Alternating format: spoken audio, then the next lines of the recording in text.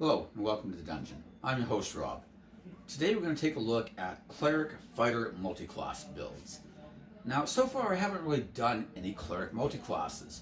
I mean technically I did a Ranger video, and one of the builds we looked at was a Ranger Cleric multiclass, which was mostly Cleric in the end. But we started Ranger and it felt like we were building on the Ranger chassis more, so I felt it was just a better fit as a Ranger video than a Cleric. But I do think that there are some good combinations with Cleric. However, I want to say up front, Cleric is a very solid class all the way through. You could go from level 1 to 20 as a Cleric and feel very happy with your class and never feel like you missed anything by not multiclassing. Cleric is extremely solid.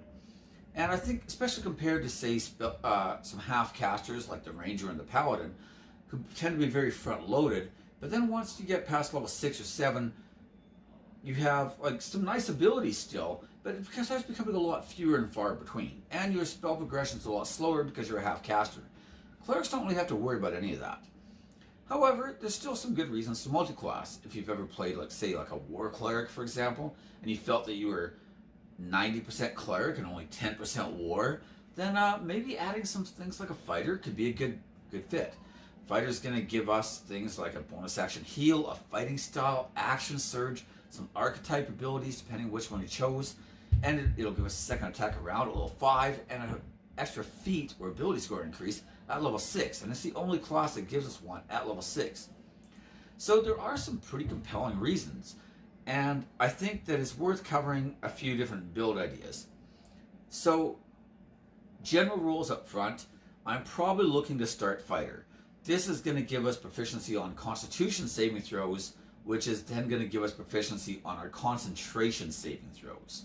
So I feel that starting with Fighter at the beginning is probably the better pick. There are, however, some problems, and that is that a lot of the good Cleric domains that we might want to add with Fighter already give us things like bonus proficiencies, like heavy weapons or heavy armor, or both. And that is kind of wasted when we combine a Fighter, because we're not going to be able to take advantage of that. But overall, I think that the strengths outweigh the negatives, so, we'll proceed anyways. I also want to say that in general, I'm looking to take 6 or 7 levels of Fighter. And the reason is because I'm going to want 5 levels for the extra attack, probably. 6 is going to give me my extra feat or ability score increase, which could be important, because if I'm going to be on the front lines especially, I'm going to need either strength or dex to make my attacks with, I'm going to need wisdom to cast my spells with, and I'm probably going to want some constitution in order to take some hits. So I'm looking at a lot of different ability score increases. So, having a lot of ability score increases is kind of important. I might want 7 levels as well, depending on what style of Fighter I take. I think that in a couple cases it makes a lot of sense. Say like Arcane Archer, for example, where at 7th level we get to use a bonus action and try to redirect one of our arrows. And so if we miss with our arrow, we can use our bonus action to re-roll the attack on a different target. And if you're using something like, say, Sharpshooter, for example, you have that -5 to hit penalty, making it more likely for you to miss, and the ability to redirect that to a different target and still get in that big +10 damage hit is pretty important. Also, I think that Eldritch Knight is another one, which makes a lot of sense. Level 7 is going to give us our 2nd level spells as an Eldritch Knight, and it's going to give us our Warcaster ability, so if we cast a cantrip, we can make a bonus action attack. So we could use, say, like a Booming Blade or a Green Flame Blade. I'm going to prefer Booming Blade because it doesn't key off our intelligence. We've already got enough stats to worry about. Intelligence is not what I want to be adding to the mix. But I could use a Booming Blade attack and then as a bonus action, still make my attack. And I think that's a pretty strong combination. And then just the 2nd level spells in general is probably going to persuade me. I think with Battle Master, I don't know that Know Your Enemy is really worth it, and I'm not sure I really need a couple more combat maneuvers, but if I do have a couple I wanted, then I think 7th level makes a good choice. If I'm just happy with, like, say, Precision Attack to help me turn misses into hits, and maybe something like Riposte to give me a reaction attack, because Clerics don't really have a lot to do with their reaction usually, then I think something like that makes a lot of sense. Also, reaction attacks are pretty good on a cleric because assuming you have enough levels, you can add that divine strike to that damage because the divine strike can only be applied to one weapon attack per turn, but it's no longer your turn. It is now the enemy's turn, and you are attacking as a reaction. So you can use the divine strike on that. And that brings me to my general guideline on the clerics. I'm probably going to want a cleric subclass that has divine strike. I want the bonus to a weapon attack, not necessarily to my cantrips. I'm probably going to be looking to use weapons a lot, otherwise I wouldn't have multiclassed with fighter, right? So getting that makes a lot of sense. I actually think that one of the better builds would be like an arcane archer with a trickery domain cleric, because one of the problems with trickery domain is that you don't get the heavy armor, and the divine strike just never really feels like it fits in well on that type of character. But if you made like a dex-based archer build, pick up the archery fighting style, now you've got some nice spells like Pass Without Trace on a dex character is very good, of course. You've also got the ability to add that divine strike bonus to your bow attacks. I actually missed mentioning that in a different video, which somebody pointed out to me in the comment section. Thank you very much. So now I'm able to share that with you in this video instead. So I think that's a good combination as well. But any of the clerics that have divine strike are going to fit well. So as for like what am I looking to get from the cleric end, obviously War Cleric gives us the opportunity to get that plus 10 to our attack roll, which is very big. It also gives us a bonus action attack a limited number of times per day. I don't think this is huge because we have things like spiritual weapon that we could be using, and spiritual weapon's probably going to be better in a lot of cases. But that doesn't mean I want to be dropping a spell slot every single combat. So having that ability to like round things out a bit and give me that extra attack a limited number of times a day is pretty decent. Especially if I combine it with things like Great Weapon Mastery and Sharpshooter, I can now get in that extra damage, an extra, 3, 4, 5 times, or whatever it ends up being, based on my wisdom modifier. And I think that ends up being pretty good. As far as just general cleric abilities, I'm looking for spells, I should say. Spiritual Weapon is going to be a good choice.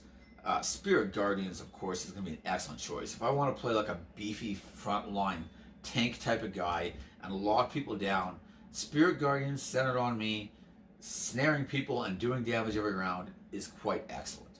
It's even better if I can combine it with something like Sentinel, which is going to help me to fill that tank role even better. And now I have the option where, I could cast Spirit Guardians on my turn, somebody takes the damage, maybe they decide to attack me and then try to move out. I use my opportunity attack, hit them, their movement's reduced to 0, and not only did I get more damage with Sentinel, but now they're forced to take that Spirit Guardian damage again for the next round. It's quite an excellent combination. I like Shield of Faith, obviously Blessed to help with attack rolls and saving throws for me and a few other party members is great. If I went War Cleric, Crusader's Mantle is really good, and I think that a lot of the different domains have a lot to offer. So one, though, that I wanted to specifically mention is a domain I haven't talked about much before, and that is the Forge Domain Cleric. Now, again, Forge Domain is going to have the Divine Strike ability, so I think that's a good fit. It is going to give us bonus proficiency heavy armor, which, again, is wasted, unfortunately. And I do think that the Forge Domain spell list isn't the best, but there are a few good spells on it, so we'll mention that. But mostly, they have 2 abilities I really like. Number 1, you get at first level, and that is Blessing of the Forge. Blessing of the Forge makes it so that at the end of a long rest, you can touch one non-magical object that is either a suit of armor or a simple or martial weapon until the end of your next long rest or until you die. The object becomes magical item, granting +1 bonus to armor class if it's armor or +1 bonus to attack and damage rolls if it's a weapon.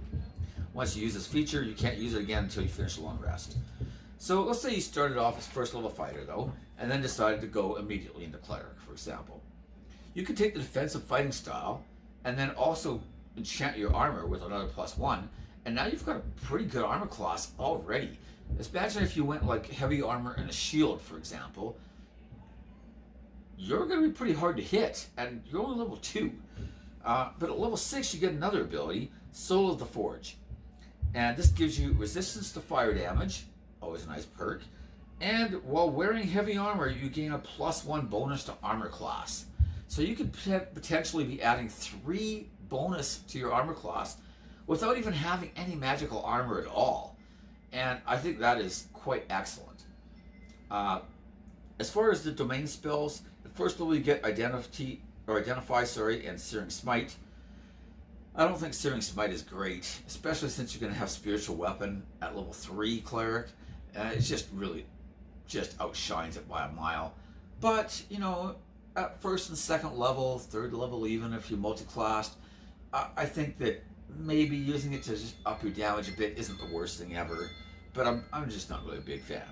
At level 3, though, you get Heat Metal, which is quite good against people who are wearing armor, especially, because now they can't just drop their armor, they take damage every round. It's also useful for disarming opponents. And Magic Weapon. And Magic Weapon, I feel like it's just a horrible choice on the spell list, because you already have Blessing the Forge. You can already make your weapon magical.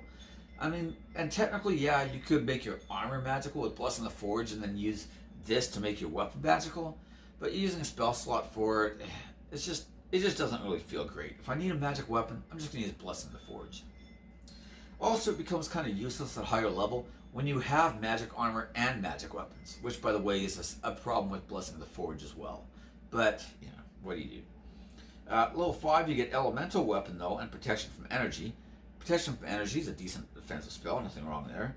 And Elemental Weapon is quite a nice boost to a damage if you're making multiple attacks around, which you could be, because, you know, once you get 5 or 6 levels of fighter under you, you know, you could be attacking a couple times around there, and you've also got some, you know, nice elemental weapon damage on top of it now. Level 7, you get Fabricate and Wall of Fire. Wall of Fire I quite like, although it is better on, like, say, like a Warlock, where you get, you know, Repelling Blast and Grasp of Hadar, and you can, like, move things back and forth through your fire and just stack that damage on. But it's still a good choice for you too. It's better damage than most of the other Cleric spells of this level or lower, so I think it's pretty solid. And at level 9, you get Animate Objects, which is excellent, and Creation, which is, you know, okay. So it's not the greatest spell list, but I do like the ability to just, like, stack that armor class up even higher. So I think there is some potential there. As far as feats go, I wanted to specifically mention Great Weapon Mastery. I think is a really good choice.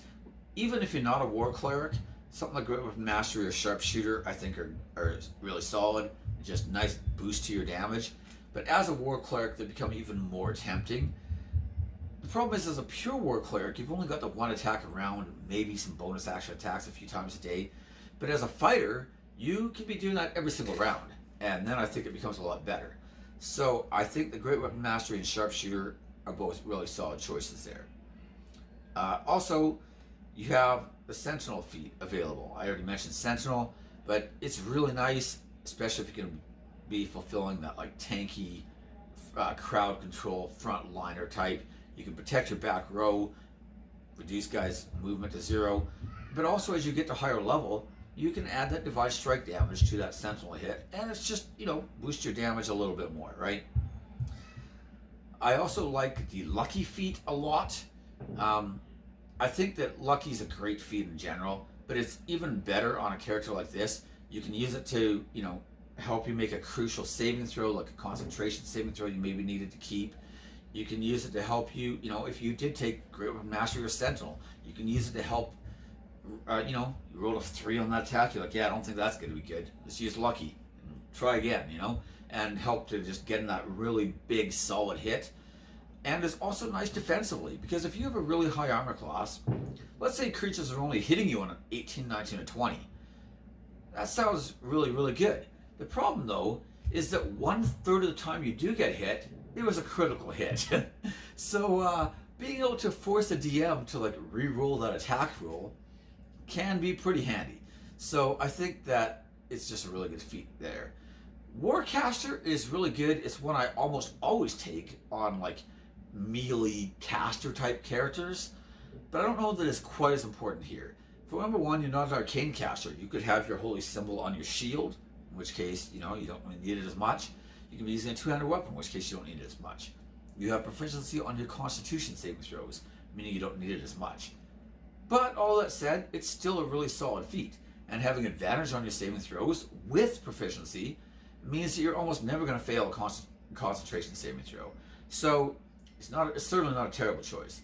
I also think that since you don't have proficiency on your wisdom saving throws because you started fighter, taking resilient wisdom isn't a bad choice either. It's especially good if you took, say, like a half orc as your race, giving you the strength and con bonuses, but not really a wisdom bonus.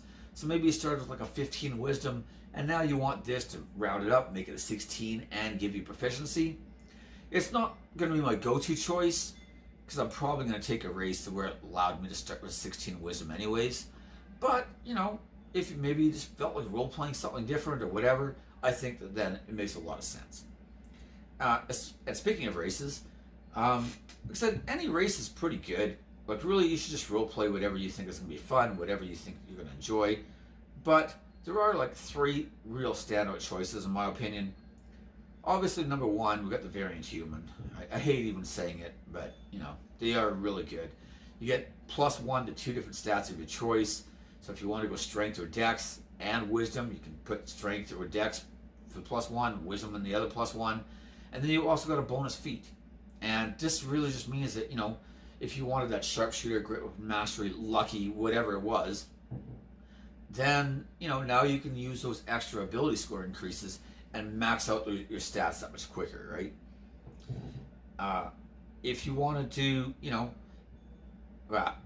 it's just really good. We all know Variant Human is excellent.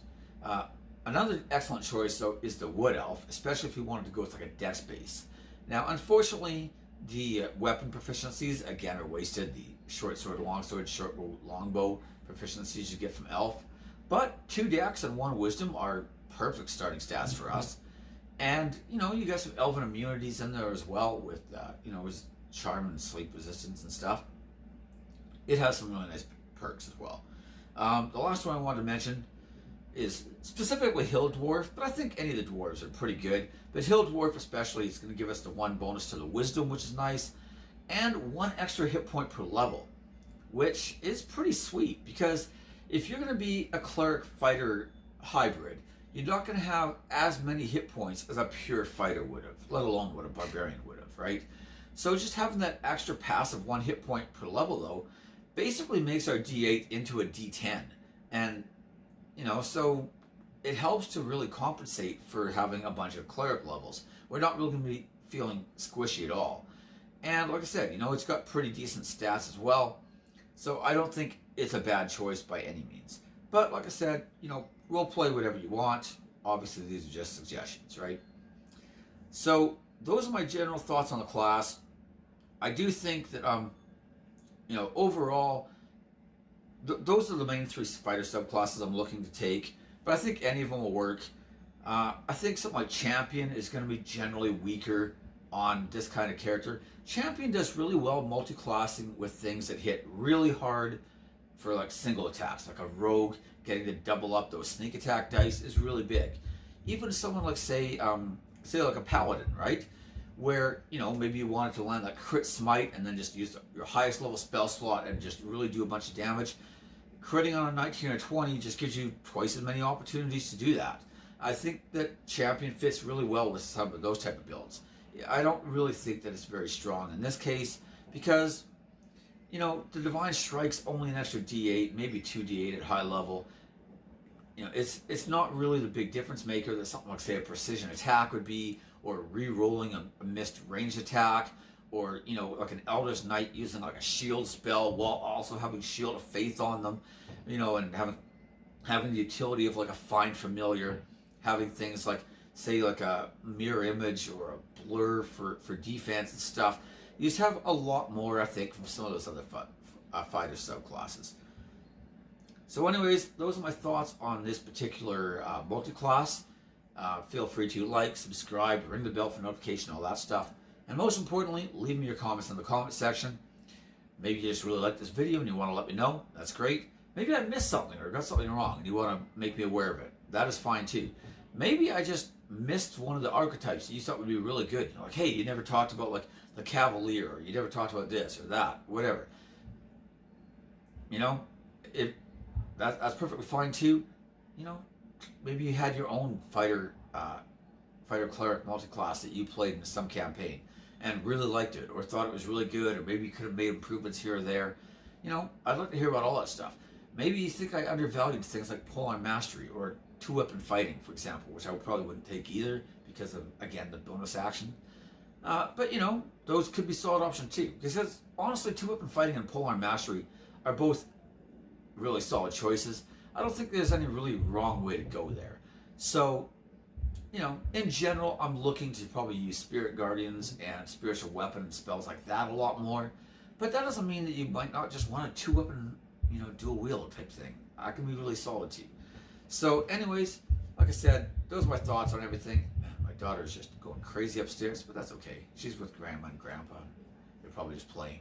So, anyways, feel free to like, comment, subscribe, everything else, like I said. And I'll see you next time in the dungeon.